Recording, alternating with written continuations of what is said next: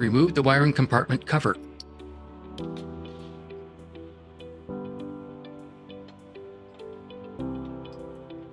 Pass the 3 wires through the union into the wiring compartment. Loosely install the sealing fitting onto the transmitter.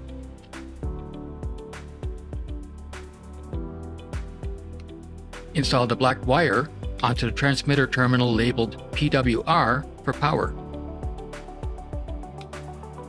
Install the white wire onto the transmitter terminal labeled GND for ground.